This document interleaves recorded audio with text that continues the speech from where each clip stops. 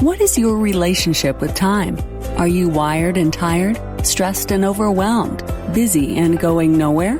Or just want to scale your business? Welcome to Take Back Time with your host, Penny Zenker. Penny focuses on books, strategies, tools, and tips to help you work smarter and approach your time more strategically. As a result, you can have more energy, focus, and get more done in less time. Be more efficient and effective. Get ready to take back time. Hi, this is Penny Zenker, your host of Take Back Time. Today we're going to talk about problem solving. And as a special guest with a short interview, I have Ron Klein. Ron Klein is an ordinary man who accomplishes extraordinary things. He's a problem solver, and every solution that he's come up with has resulted in monumental change, either in a new invention or a simple solution. His innovative ideas have changed the world.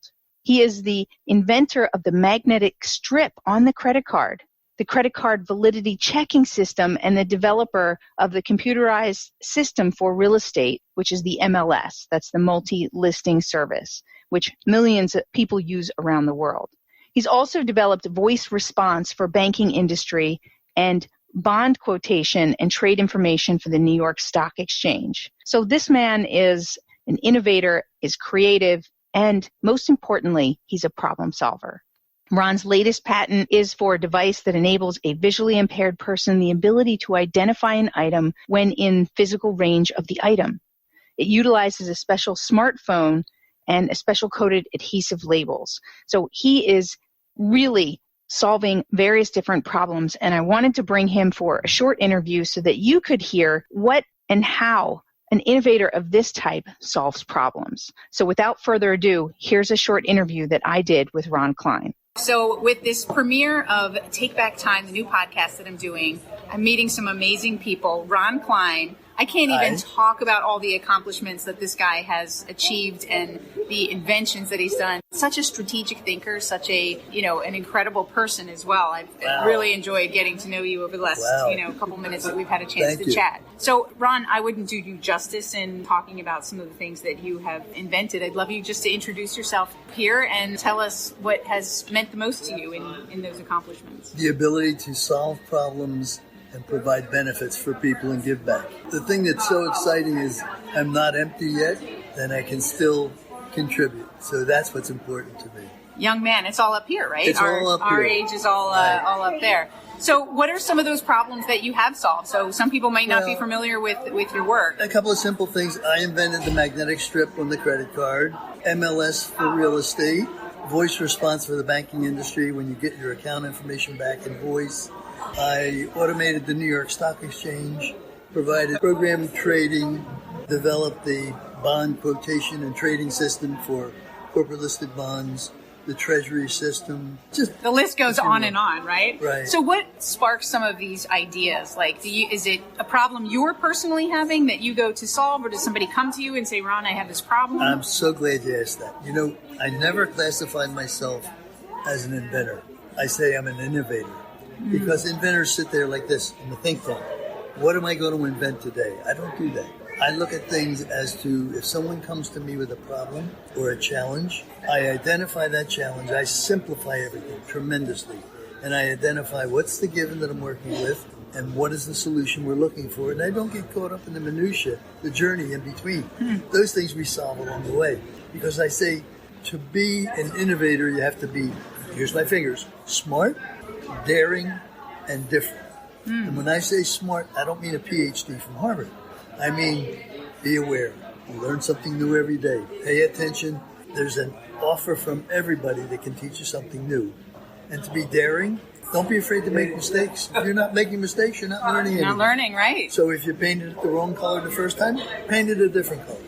The last thing that's so important, and write this down if you're listening, we don't sell ideas, we provide benefits. If you provide a benefit, now you're smart, daring, and different. That's awesome. I love that. Okay. Look at that. Compact. I want to come back to simplicity for a minute. So you know that somebody really has a great gift when they can simplify something, right? It's easy to make things complex and it's hard to make things simple, right? So what do you do to stay away from the minutia, from all those the noise that keeps you from being clear? Well, first of all, we learned that in 8th grade in school when they gave us word problems. All that ancillary information that was combined and condensed in the word problem. You have to sift out what is the issue, what is the given that you have to work with, and then what do you personally want to solve, or what do you want to solve business-wise. Everything else is, like I say, the minutia and the journey. So along the way, if you hit a roadblock on the interstate, just get off and get back on at some other location. So isn't that funny that that's pretty simple. If we just go back to the basics of what we learned in grade school and, in our early learning process, we learned really how to keep it simple. Exactly. And how to break down problems. And then somewhere along the line, we forget. I always say I refuse to have a battle of wits with an unarmed person. So what I want to do is, if I want to convey my idea or my concept of how to simplify or come up with a solution to a problem, I find out what it is that the other person can understand or is familiar with, that I can equate my challenge to them so that we begin communicating. And I think that's what's so important. That's great. Well, I'm going to let you go because I know you've got plans today. Just want to ask you one question. So the theme of my new podcast coming out is Take Back Time. And it's really related about how we can think more strategically to create more time for ourselves, right? So what would your tip for the listeners be, from a strategic thinker, from, billionaire mindset? What advice can you give or counsel can you give the group here? Work at understanding that there's no difference between work and play. It's just how you govern your time. Awesome. Thank you so much. Thank you. Delighted. So remember, watch the podcast. There's going to be great people like Ron Klein and other amazing business experts, leaders, entrepreneurs that I'm going to share their wisdom with you. So it's Take Back Time. Stay tuned. Bye, everyone. There you have it. You've heard from Ron Klein, who is the grandfather of possibilities, an innovator that has brought great change and innovation to our day-to-day life. And he does it through keeping it simple, through getting very clear on what the problem is that he's looking to solve and to block out all the other noise that is irrelevant. He looks at the facts the way that they are. He doesn't make things better than they are or worse than they are. He understands them just as they are. And so that's one of the things that's going to help us to take back time, is being able to solve problems faster, to be able to get very clear on what the problem is, to break it down, and then to solve the problem.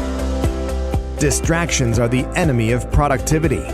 Go to distractionquiz.com and find out your distraction profile. Are you a time zombie or a hamster? Take this free distraction quiz today to rate your ability to focus on what keeps you from being a wizard. Go to distractionquiz.com.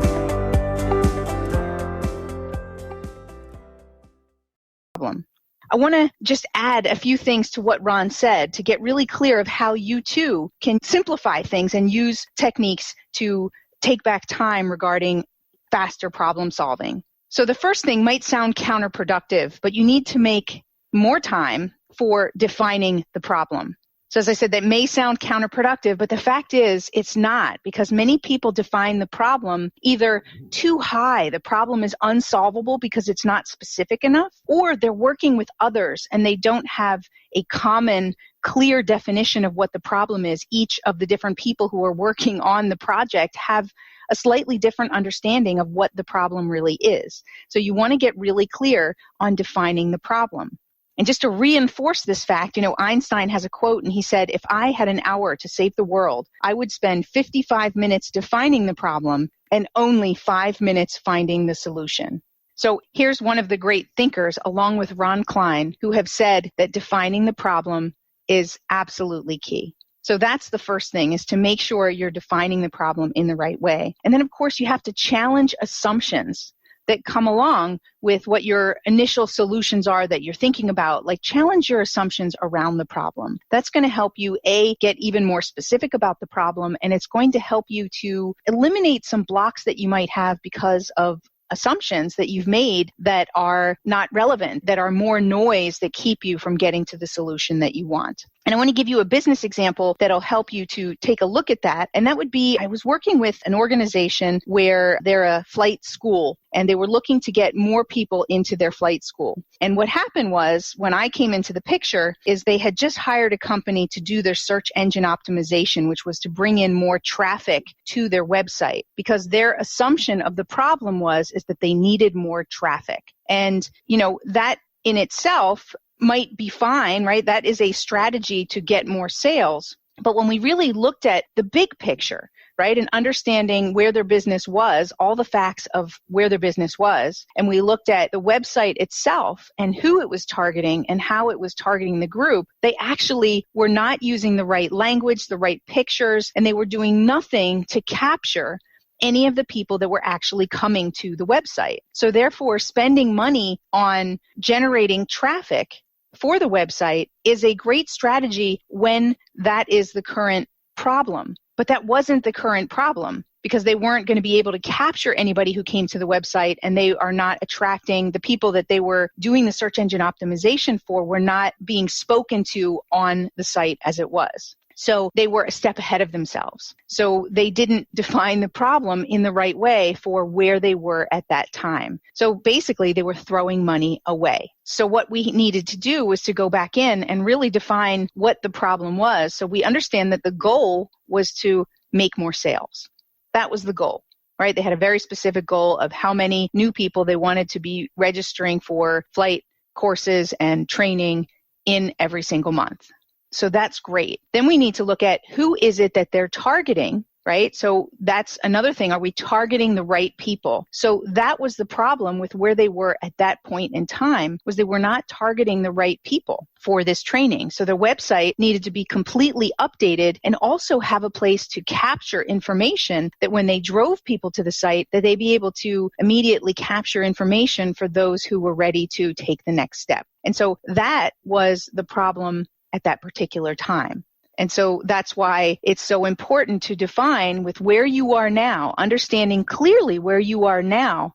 If this is your business and you're looking for innovation in your business, what is the current problem? What is the first thing that you need to solve so that you can then get to the next thing and then the next thing in the bigger picture? So you need to break it down so that the higher level problem was they weren't getting enough people, but you need to break that problem down into as specific as possible, because if you just think about it at the high level, the problem is we're not getting enough people to sign up. It's too high level. Therefore, you might think it can be solved in a lot of different ways because it's so high level. But when you can get more specific about where exactly is the problem for you right now with where you stand today, then you're going to be able to come up with a much clearer, better solution that's going to solve the current problem so that you can then find out what the next challenge or obstacle is so that you can get to the bigger problem. So I hope I've made that really clear for you and that you're able to walk away with breaking things down, make it more simple,